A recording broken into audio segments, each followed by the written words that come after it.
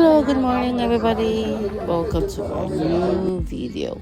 Ngayon ay graduation ni Kuya sa year 6 dito sa Cover siya. So samahan nyo kami kung anong ganap ang graduation dito sa Australia.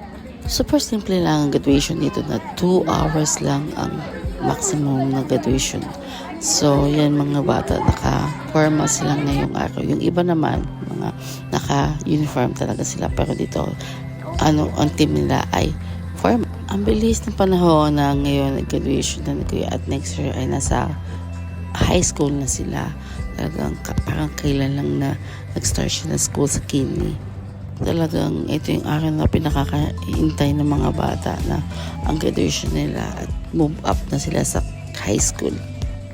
Dito ay hindi kagaya sa Pilipinas na abutin ng tanghal hanggang gabi. Pero dito talagang sobrang bilis lang. Talagang tamang bigay lang ng awards at ng